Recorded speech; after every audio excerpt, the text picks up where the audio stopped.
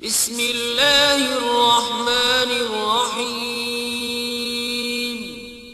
शुरू अल्लाह के नाम से जो बड़ा मेहरबान निहायत रहम वाला है। अस्सलाम वालेकुम everyone, welcome to my channel stay home and learn math. तो स्टूडेंट, हमने अपने लास्ट लेक्चर में ये अच्छी तरह से पढ़ लिया था कि कॉम्बिनेशन और परम्यूटेशन में क्या डिफरेंस होता है। बहुत ज़्यादा आप में स्टूडेंट थे जिनको ये कन्फ्यूजन थी कि परम्यूटेशन और कॉम्बिनेशन में क्या डिफरेंस है। तो हमने लास्ट जो लेक्चर था उस पूरे लेक्चर में इसी के ऊपर ही बात की थी कि परम्यूटेशन जो है वो हमारे पास एक अरेंजमेंट होती है जिसमें ऑर्डर जो है वो क्या करता है, मैटर करता है, इंपॉर्टेंट होता है कि अगर हम किसी चीज का ऑर्डर चेंज करते हैं तो उसकी जो अरेंजमेंट होती है, जो परम्यूटेशन है, वो भी क्या होती है, चेंज हो जाती है। और जबकि हमारे पास कॉम्बिनेशन क्या होती है, एक परम्यूटेशन, एक अरेंजमेंट होती है, मीन एक सिलेक्शन होती है जिसमें जो ऑर्डर है वो मैटर नहीं करता। कि अगर हम किसी चीज की जो अरेंजमेंट है, यानी कि ऑर्डर जो हम को चेंज कर दें तो उसकी जो कॉम्बिनेशन है वो सेम रहेगी, चेंज नहीं होगी। तो अगर आप में से किसी ने मेरा वो लेक्चर नहीं सुना, लेक्चर 16, तो आपने पहले लेक्चर नंबर 16 जो है वो अच्छी तरह से समझ लेना है। अगर किसी को ये क्लियर नहीं होगा कि परम्यूटेशन और कॉम्बिनेशन में क्या डिफरेंस है तो आज का जो लेक्चर है उसको समझ नहीं आएगा। आज के लेक्चर में हमने ये पढ़ना है कि अगर पेपर में पूछा जाए कि डिफाइन कॉम्बिनेशन या व्हाट इज कॉम्बिनेशन, तो आप क्या लिख सकते हैं। मीन कि हमने डेफिनेशन करनी है और डेफिनेशन की सिर्फ उसी स्टूडेंट को समझ आएगी जिसको पता होगा कि कॉम्बिनेशन और परम्यूटेशन में क्या डिफरेंस है। तो आइए आगे जो लेक्चर है वो स्टार्ट करते हैं। कॉम्बिनेशन है हमारे पास कॉम्बिनेशन की, the different selection made by taking off some or all number of object irrespective of their order is called a combination।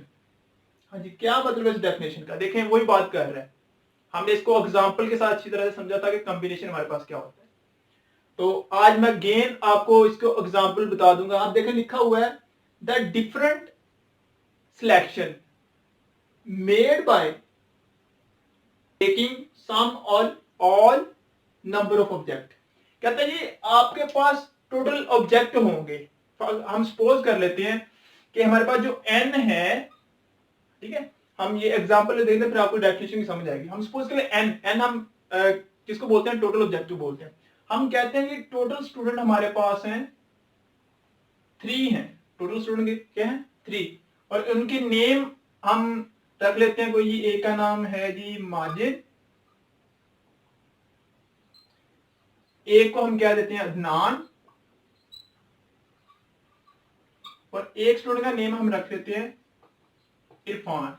ठीक है, टोटल स्टूडेंट है हमारे पास 3 स्टूडेंट है।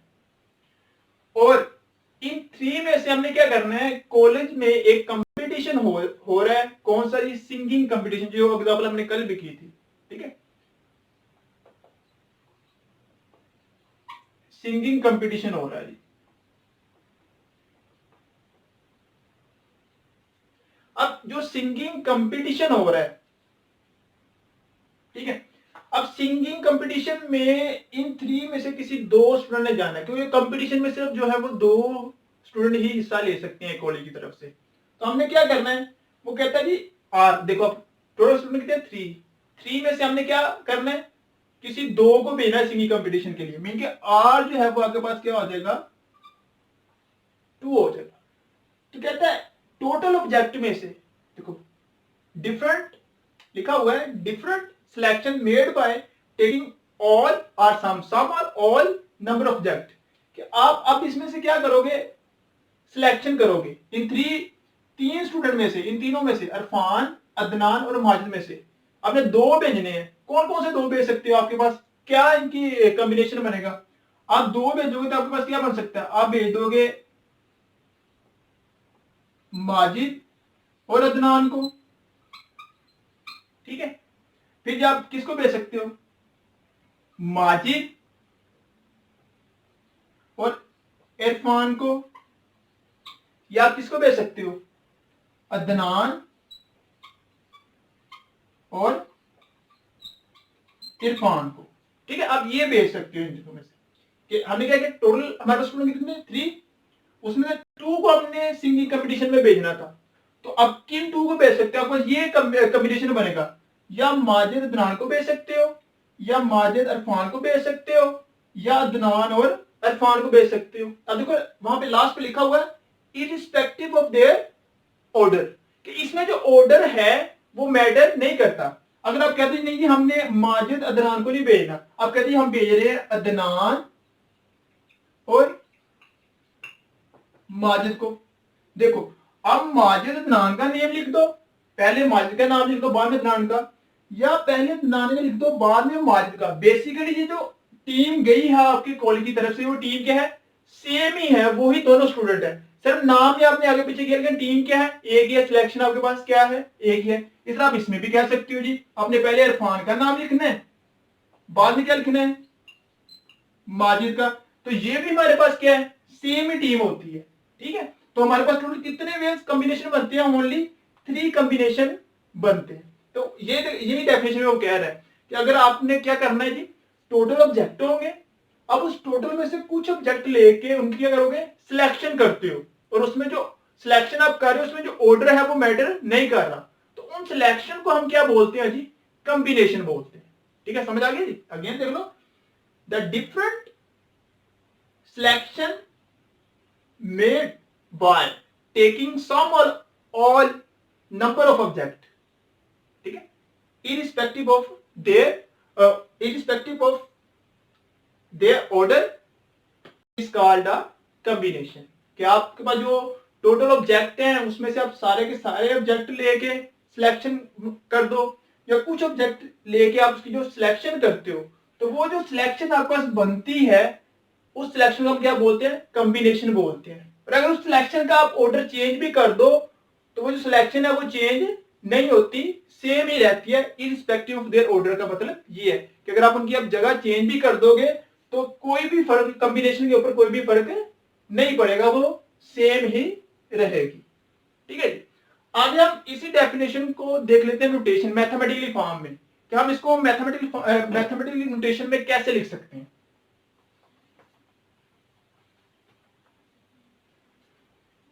हाँ जी, आगे इसकी जी notation, combination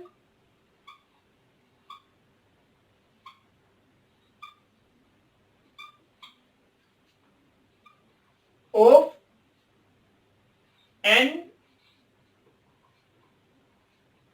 different object taking or at a time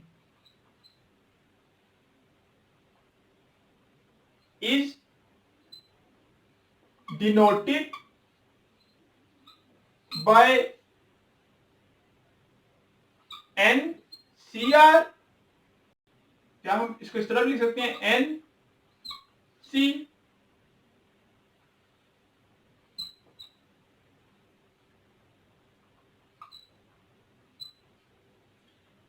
and is defined as n cr equal to n factorial over r factorial into n minus r factorial, where r जो है वो ग्रेटर देन इक्वल टू 1 और less than equal to n होगा, ये condition है।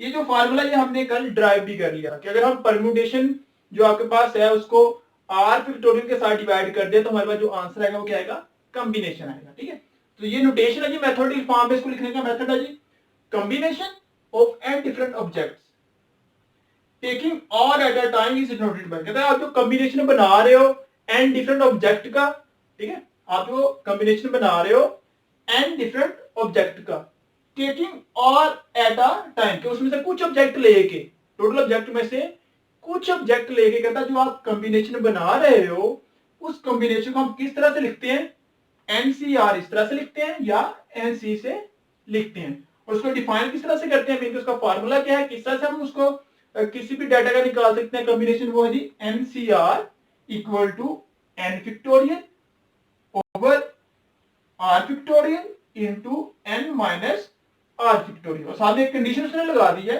कि जो R की वैल्यू है वो 1 होगी या 1 से बड़ी, या N होगी यानी कि जितने ऑब्जेक्ट उतने या उनसे कम होगी। ये थी जी कॉम्बिनेशन की डेफिनेशन, और साथ में मैथमेटिकल नोटेशन उसकी, हम उसको किस तरह से लिख सकते हैं। अगर अभी भी किसी स्टूडेंट को कॉम्बिनेशन की डेफिनेशन में कोई प्रॉब्लम है, इशू है, तो नीचे डिस्क्रिप्शन में मेरा व्हाट्सएप नंबर, फेसबुक, इंस्टा और स्नैपचैट का लिंक गिवन है। आप किसी भी ऐप के ऊपर मेरे साथ कनेक्ट करके अपनी प्रॉब्लम को शेयर कर सकते हो। और याद रखना, इस डेफिनेशन को समझने से पहले आपने क्या करना है, जो लेक्चर 16 है जिसमें आपने बात की थी कि कॉम्बिनेशन और परम्यूटेशन में क्या डिफरेंस है, आपने पहले उसको अच्छी तरह से समझ लेना, उस वीडियो को देख लेना, उस लेक्चर को सुन लेना है। उसके बाद आपने कॉम्बिनेशन की डेफिनेशन के ऊपर आना है, तो आपको बहुत इजी वे से जो है इसकी डेफिनेशन की समझ आ जाएगी। ओके, मिलते हैं मेरी नेक्स्ट वीडियो में। रब्बि ज़िदनी इल्मा।